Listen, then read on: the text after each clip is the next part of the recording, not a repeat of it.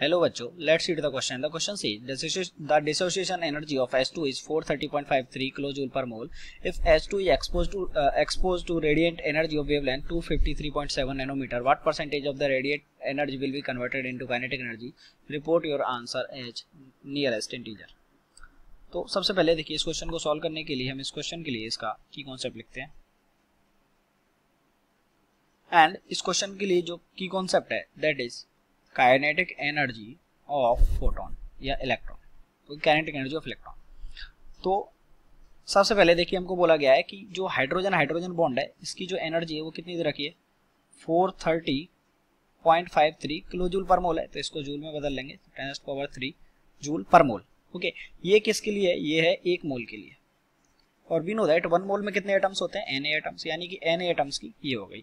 तो अगर हम एक एटम के लिए निकालेंगे तो वो कितनी होगी? डिवाइडेड बाई इसको Na से डिवाइड कर देंगे एक बॉन्ड के लिए, तो वो कितनी हो जाएगी 6.023। Na से हमने डिवाइड कर लिया इंटू 10⁻23। ओके, तो यहाँ से जो ये आ गई 7.15 इंटू 10⁻⁻19 जूल पर मॉलिक्यूल। ओके, एक मॉलिक्यूल पे, क्योंकि हमने इतने मॉलिक्यूल्स होते हैं तो हमने एक मॉलिक्यूल के लिए निकाल ली। अब देखिए क्वेश्चन में हमको बोला गया है कि कितने फोटोन की जो वेवलेंथ है लैम्डा हमको गिवन है 253.7। ओके, ये हमको वेवलेंथ जो है नैनोमीटर में है तो इसको मीटर में चेंज कर लेंगे, इतनी हमको गिवन है। तो हम इससे एनर्जी निकाल लेंगे। फोटोन की एनर्जी कितनी हो जाएगी? E=hc/λ। तो h कितना होता है? Flying constant 6.62 into 10⁻34 into c का value velocity of light 10⁸ divided by lambda 253.7 into 10⁻⁹ meter. It comes out to be 7.83 into 10⁻⁻19 joule. Okay, यानी कि हमने फोटोन से इसको इतनी एनर्जी दी, उसमें से ये जो एनर्जी है ये इस बॉन्ड को ब्रेक करने में खर्च हो गई। तो हमारे पास जो बचेगी एनर्जी वो किसकी फॉर्म में जाएगी? वो फॉर्म में जाएगी काइनेटिक एनर्जी की फॉर्म में। तो काइनेटिक एनर्जी कितनी हो जाएगी? 7.83 हमने इसमें दी, 7.15 इसमें से हमारी खर्च हो गई और 10⁻⁻19 तो चल ही रहा है।